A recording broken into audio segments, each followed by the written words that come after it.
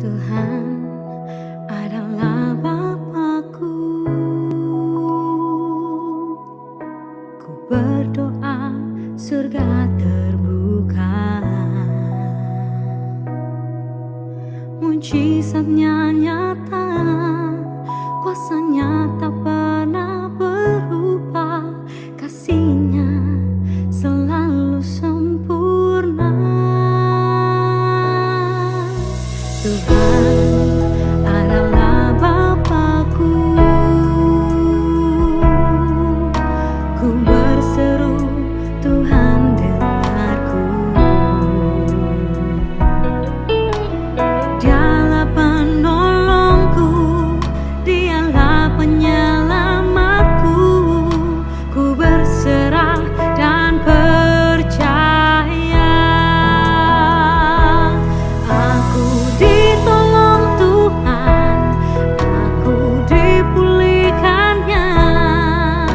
Tak ada yang tak mungkin bagi Dia. Aku ditolong Tuhan, aku disembuhkannya. Tiada yang mustahil bagi Dia.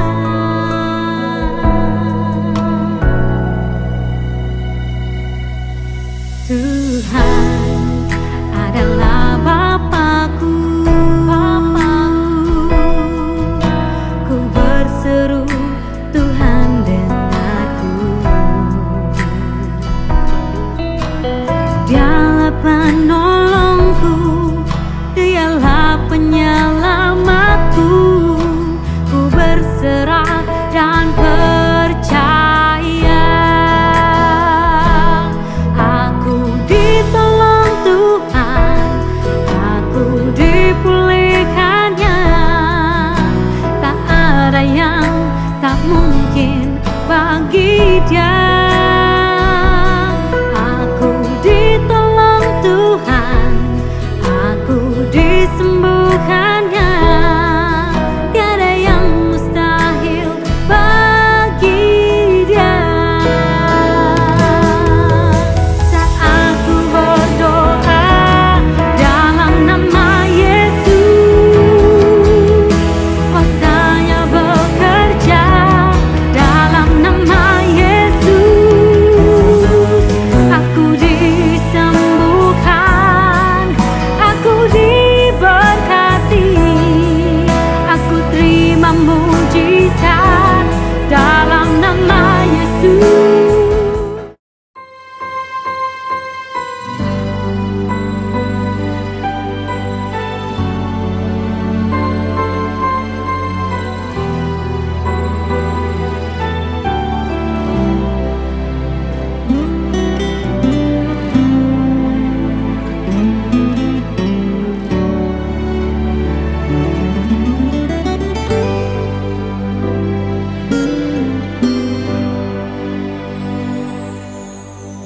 Tak bisa ku hitung lagi berkat yang selalu Kau beri.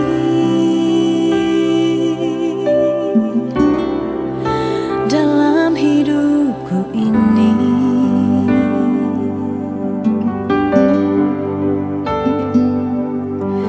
dengan apakah ku balas pengasihan-Mu Tuhan? Sungguh ku tak bisa.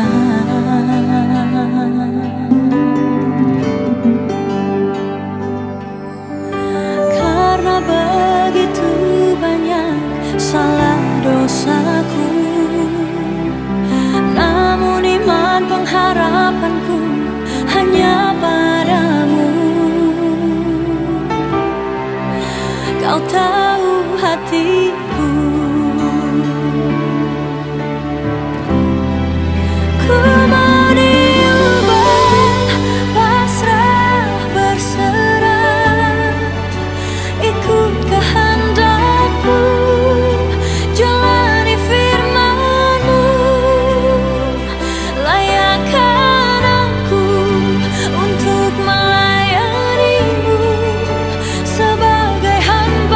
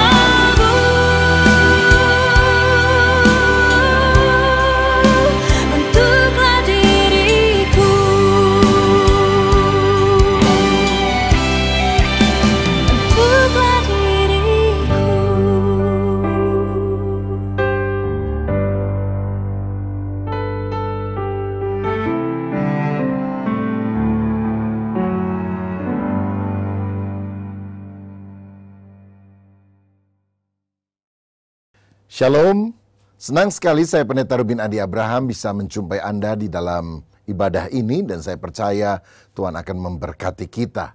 Hari ini saya akan menyampaikan firman dengan judul Ini Aku, Utuslah Aku. Mari kita baca Yesaya 6 ayat 1-8 yang berbunyi demikian. Dalam tahun matinya Raja Uzia, aku melihat Tuhan duduk di atas tahta yang tinggi dan menjulang, dan ujung jubahnya memenuhi bait suci.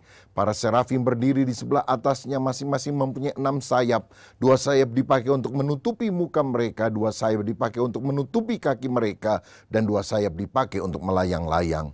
Dan mereka berseru seorang kepada yang lain, katanya, Kudus, kudus, kuduslah Tuhan semesta alam, seluruh bumi penuh kemuliaannya. Maka bergoyanglah alas ambang pintu disebabkan suara orang yang berseru itu, dan rumah itu pun penuhlah dengan asap. Lalu kataku, celakalah aku binasa, sebab aku ini seorang yang najis bibir, dan aku tinggal di tengah-tengah bangsa yang najis bibir.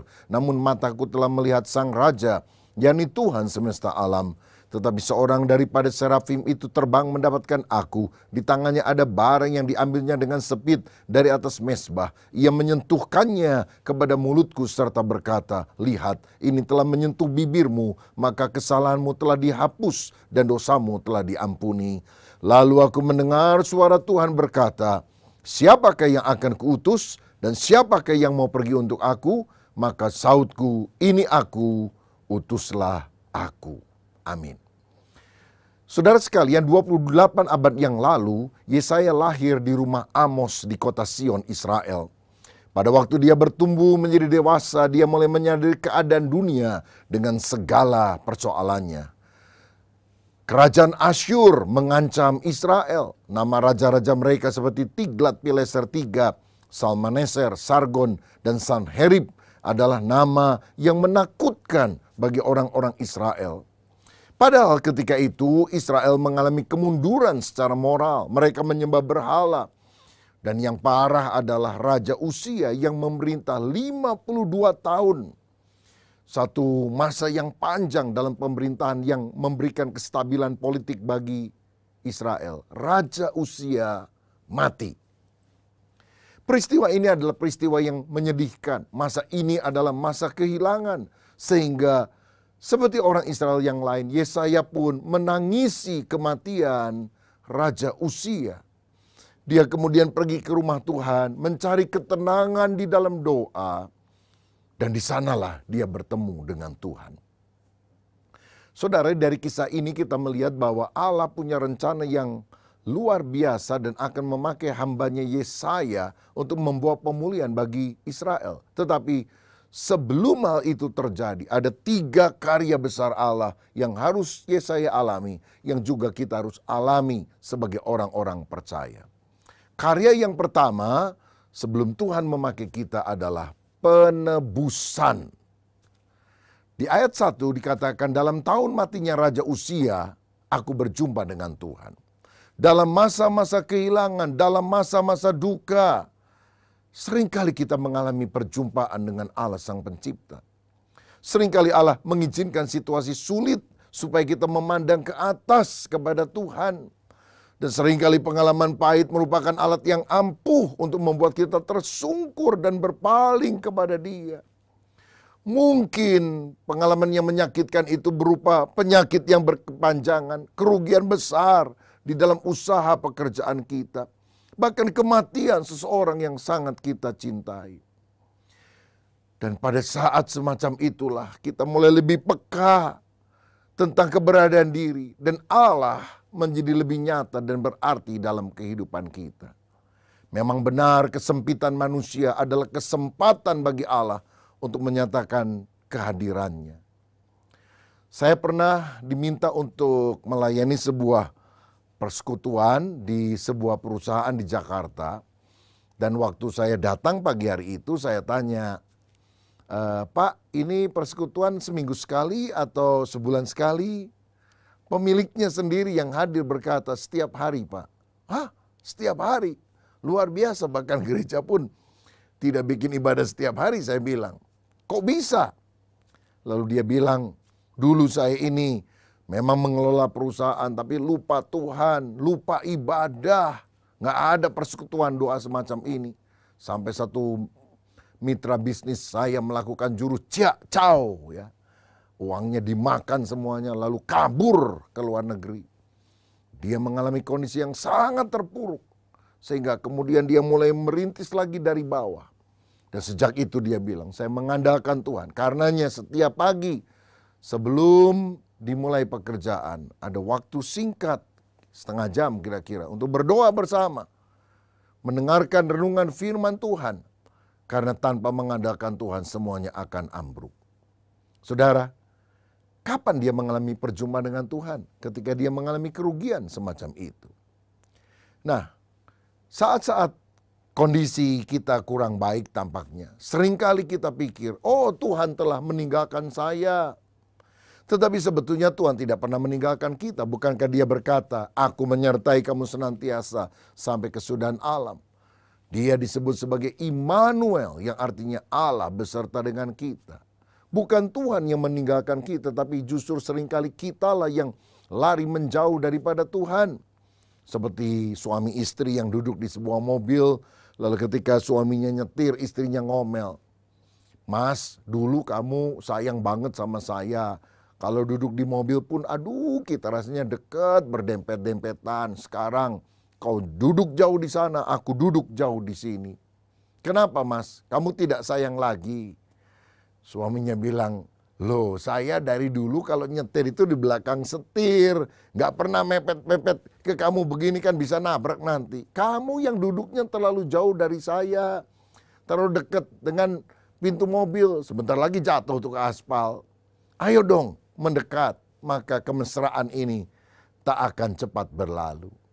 Saudara, Tuhan tidak meninggalkan kita. Tapi seringkali kita yang menjauh daripada Tuhan. Sehingga ketika pergumulan-pergumulan itu kita alami, kita mulai sadar dan mulai mendekat kepada Dia. Pergumulan seringkali memiliki sisi positif. Kesulitan hidup tidak selamanya negatif. Dalam Mazmur 119 ayat 67 pemazmur berkata, sebelum aku tertindas, aku menyimpang. Tetapi sekarang aku berpegang pada janjimu. Ayat 71. Bahwa aku tertindas itu baik bagiku, supaya aku belajar ketetapan-ketetapanmu. Saudara, tertindas itu tidak nyaman. Tapi ketika kita menyimpang dan Tuhan menyadarkan kita supaya kita jalan lurus. Bukankah penindasan atau kesulitan itu memiliki makna yang baik di dalam kehidupan kita? Seperti beberapa tukang bangunan yang sedang membangun di lantai atas. Dan ketika ada seorang yang di atas itu minta tolong dilemparkan salah satu alat ke atas. Dia teriak-teriak, tapi karena mungkin situasinya rame, temannya yang di bawah tidak mendengar. Maka kemudian dia ambil uang dari kantongnya. Dia lihat ada uang 500 perak, dia lempar koin itu. Kena ke dekat temannya. Temannya pikir, ada duit dari mana? Katanya dia ambil. Teman di atas ambil lagi uang 1000. Maksudnya supaya temannya yang di bawah itu lihat kalau ada orang yang lempar dari atas. Ternyata temannya ini tetap melihat yang di bawah. Lumayan dapat 1000. Nanti waktu istirahat siang saya bisa belikan tahu katanya. Yang atas kesel saudara. Dia ambil batu adukan, semen. Lalu dia putar-putar, sudah agak kering, dia lempar pas ke kepalanya. Peletak begitu. Marah yang di bawah. Kurang ajar ya, kamu lempar saya. Yang di atas bilang, ini lemparanku yang ketiga. 2 kali aku lempar pakai duit, tapi kamu nggak noleh ke atas. Kenapa yang ketiga kamu baru noleh ke atas? Lah soalnya tadi enak dapat duit, sekarang sakit. Makanya aku noleh ke atas. Kadang-kadang Tuhan menghujani kita dengan berkat. Kita tidak menengadahkan mata hati kita kepada Dia. Tapi justru kesulitan yang seringkali membuat hati yang kaku, hati yang beku, hati yang egois ini mulai memandang kepada Allah. Saudara, ada banyak orang tidak tahu berterima kasih, lupa sumber berkat sampai persoalan menimpa. Itu sebabnya ketika ayat tadi berkata, dalam tahun matinya Raja Uzia aku melihat Tuhan. Itu berarti bagi kita dalam tahun usahaku bangkrut. Atau dalam tahun pacarku digayat orang. Dalam tahun aku mengalami sakit penyakit, aku bertemu dengan Tuhan. Bukankah hal yang sangat penting sebelum hidup kita dipakai untuk menjadi berkat bagi orang lain? Kita sendiri mengalami Tuhan, mengalami kelahiran baru, mengalami penebusan dosa oleh karya Kristus. Karena itu, bukalah hatimu, izinkan Tuhan pertama-tama berurusan dengan kehidupan kita dan membuat kita menjadi orang yang mengenal Dia. Yang kedua, yang kita juga harus alami seperti Yesaya, bukan hanya penebusan tapi juga pengudusan. Di ayat 2-4 tadi dikatakan para serafim memuji Tuhan. Ya, serafim adalah malaikat yang menyala. Dan mereka berkata, kudus, kudus, kuduslah Tuhan semesta alam, seluruh bumi penuh dengan kemuliaannya. Ambang bait Allah bergetar, dan saya yakin hati Yesaya pun bergetar. Sehingga di ayat 5 dia berkata, celaka aku binasa, aku najis bibir. Seringkali kita membandingkan diri kita sama orang lain dan menganggap diri kita lebih baik, lebih hebat dari orang lain. Tapi kalau kita melihat Tuhan, kita sadar betapa kotor najisnya kita dibandingkan dengan kesempurnaan Allah. Satu kali ada 3 orang Afrika yang selalu bertengkar, ingin disebut sebagai orang Afrika yang kulitnya paling putih. Lah bayangkan saudara, ini kan orang hitam tapi rasa diri putih.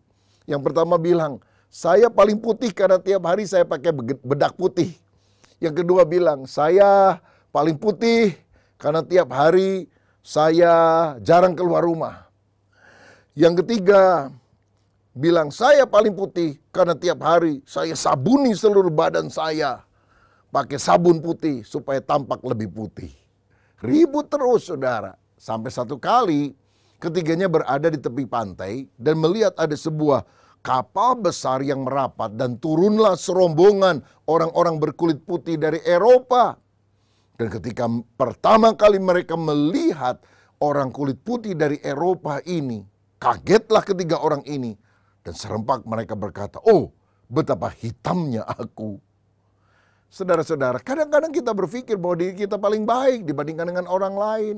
Lumayan saya cuma nyolong, dia rampok. Waduh saudara, ini adalah membandingkan diri dengan orang lain dan merasa diri lebih baik. Tapi bila kita melihat kemuliaan Allah, kita sadar diri kita yang najis. Dan kita harus bertobat. Mengapa Allah menyatakan diri kepada Yesaya? Karena Allah ingin memakai Yesaya.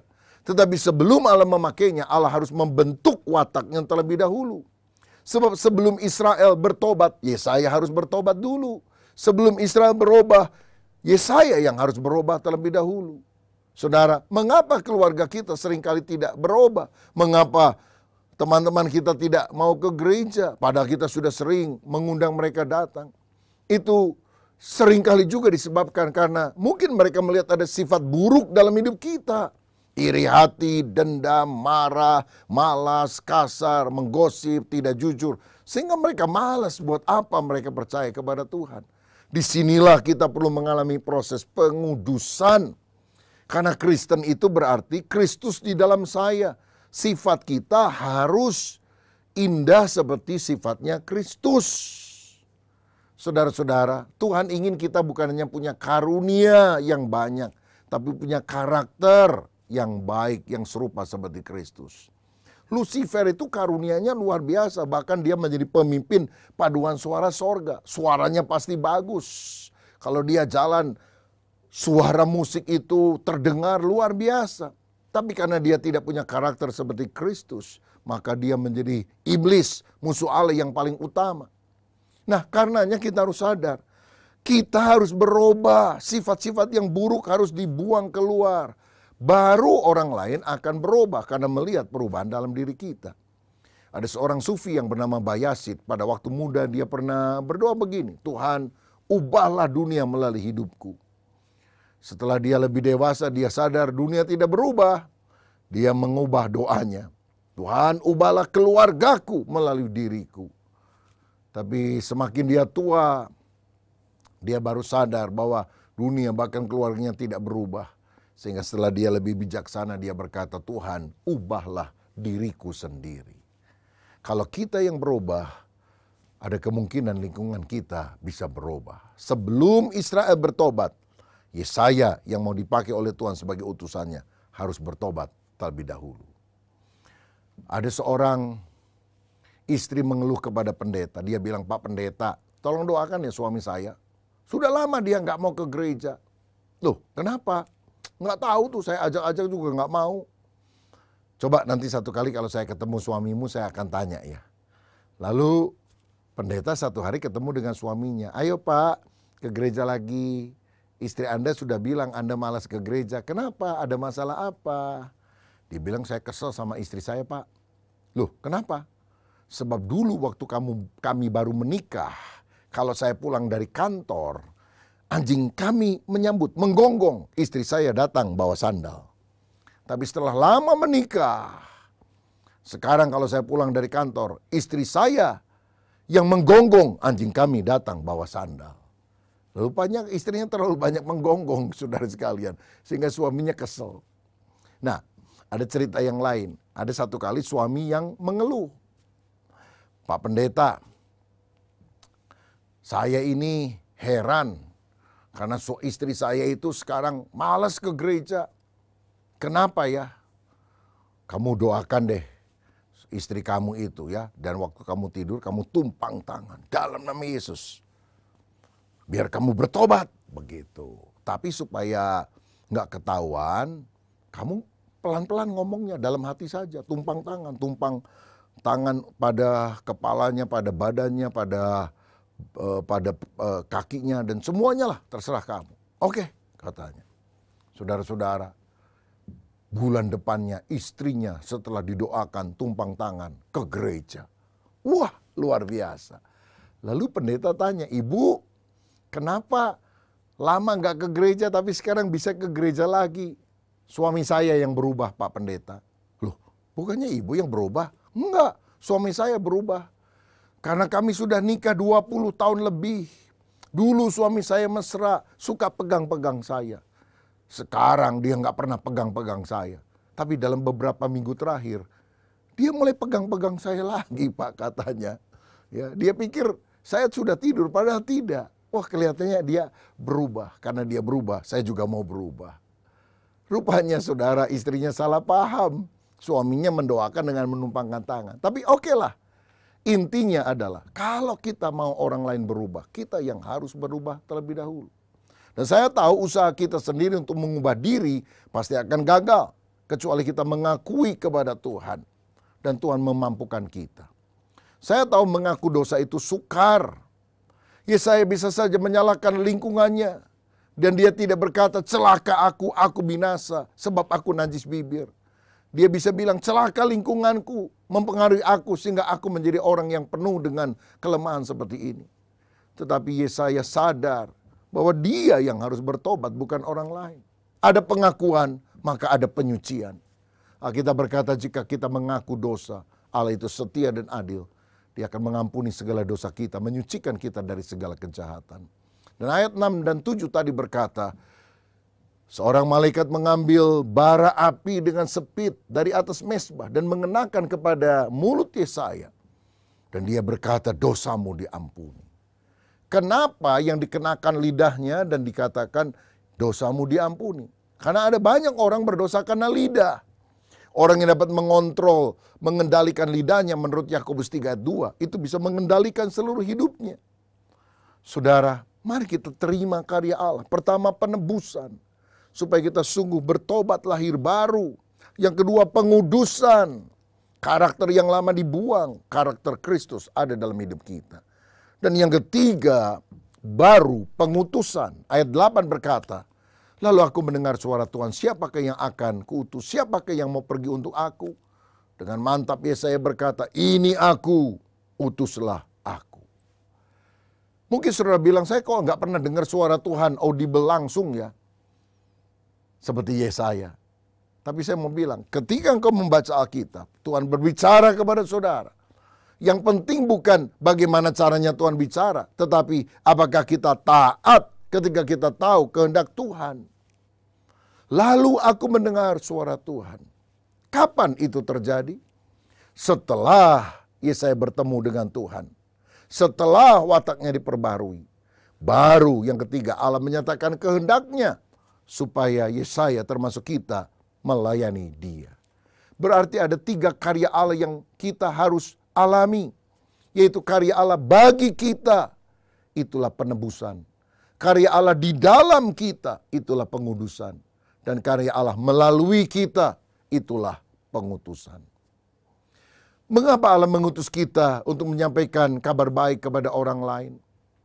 Karena Allah mau menjadikan kita sebagai kawan sekerjanya. Agustinus pernah berkata, tanpa Allah aku tidak bisa berbuat apa-apa. Tapi tanpa aku Allah tidak mau berbuat apa-apa.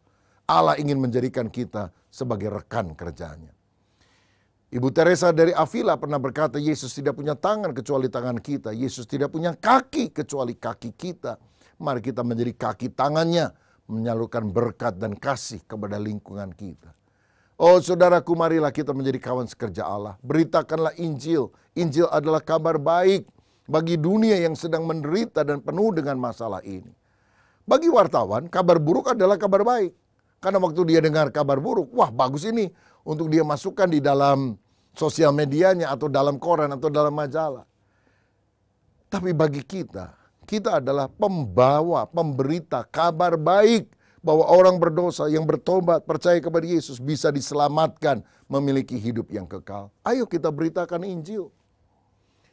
Ada yang memberikan definisi pekabaran Injil seperti ini. Penginjilan artinya seperti usaha seorang pengemis memberitahu kepada temannya di mana mereka bisa makan.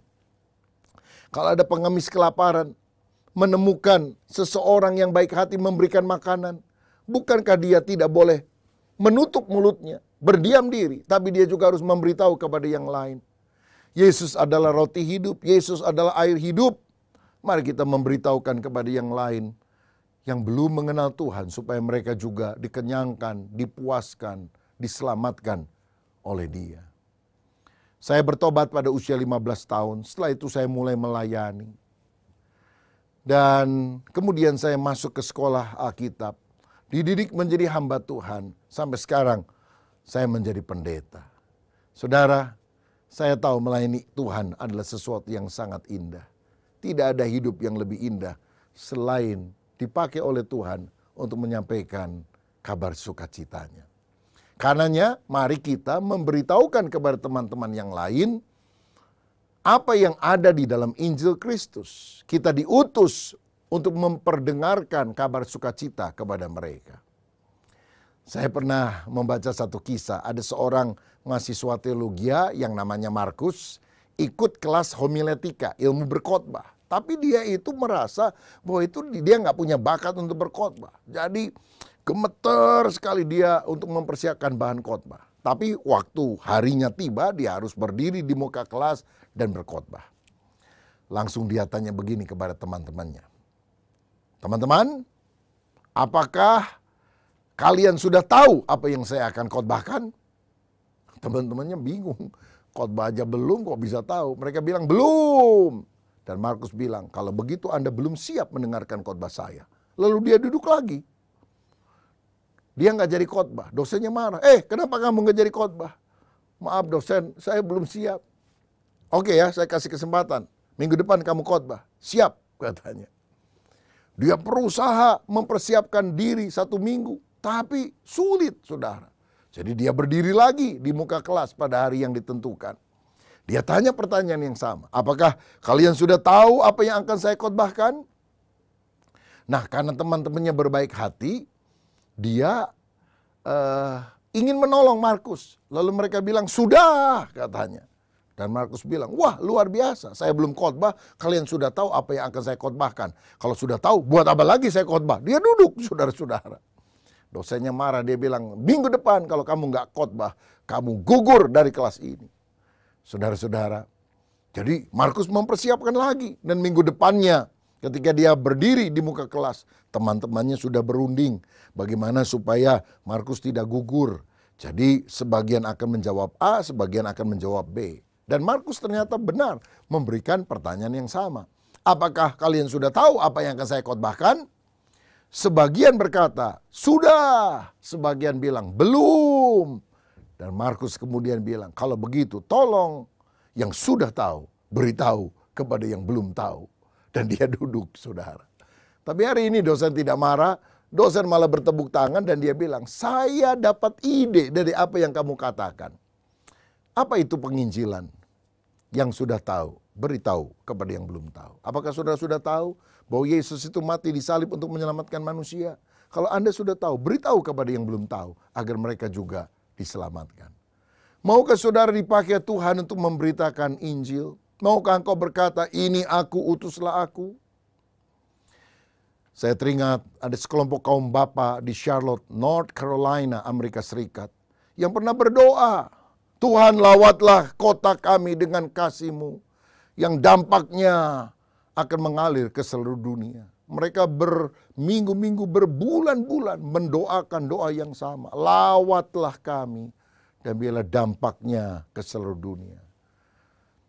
Pada musim gugur berikutnya pada tahun 1934, diadakan sebuah kebaktian kebangunan rohani. Dan ada seorang penginjil bernama Mordecai Ham yang menyampaikan firman di Charlotte, North Carolina itu. Banyak orang yang bertobat menerima Yesus. Salah satunya seorang anak remaja berusia 16 tahun. Anak dari salah satu bapak yang ikut berdoa, Tuhan lawatlah kota kami dengan kebangunan rohani. Dan anak itu kemudian menjadi seorang penginjil yang hebat. Billy Graham. Yang akhirnya berkhotbah kepada jutaan orang. Yang membawa dampak kebangunan rohani ke seluruh dunia. Hari ini maukah engkau berdoa, Tuhan lawat aku supaya melalui hidupku, melalui keluargaku, aku bisa sungguh-sungguh menjadi berkat bagi banyak orang. Maukah engkau hari ini berkata, ini aku, utuslah aku untuk memberitakan kabar baik-Mu. Jangan bilang, ini aku, utuslah dia aja Tuhan, saya lagi repot. Karena Tuhan ingin jawaban dari saudara. Ini aku, utuslah aku. Ini doa saya supaya saudara menjadi seorang yang membuka hati untuk dipakai membawa kabar baik. Tuhan Yesus memberkati. Saya mau berdoa untuk Anda, bagi saudara yang sungguh-sungguh ingin dijamah hatinya oleh Tuhan. Bapak Surgawi, terima kasih. Kami harus mengalami 3 karya-Mu dalam hidup kami. Penebusan, di mana kami meninggalkan dosa, lahir baru, percaya kepada Yesus. Pengudusan, di mana karakter kami yang buruk dibuang, diganti dengan karakter ilahi. Dan kami tahu setelah itu pengutusan. Kami dipanggil untuk memberitakan kabar baik. Oh Tuhan, di sekitar kami masih banyak orang yang belum mengenal Engkau. Keluarga kami, teman-teman kami, lingkungan kami. Beri kami keberanian untuk menceritakan tentang kabar baik tentang Yesus Kristus. Dan hari ini kami mau berkata, ini aku, utuslah aku bagi kemuliaan-Mu. Dalam nama Yesus, haleluya, amin. Salam sehati, Tuhan Yesus memberkati.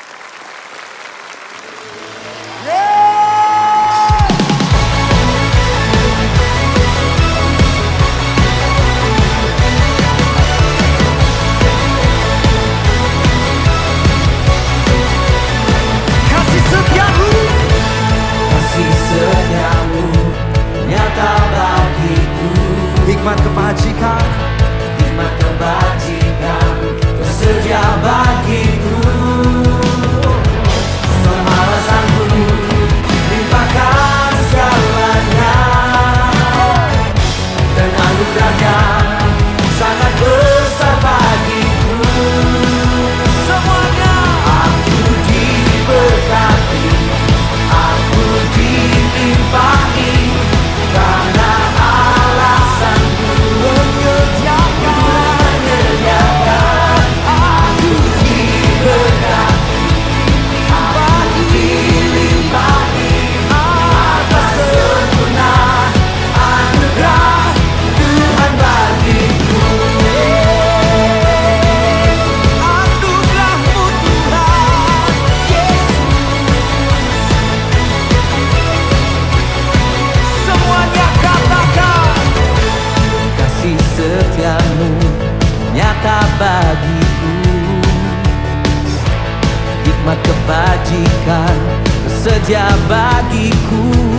Oh, sebab alasanmu limpahkan segalanya,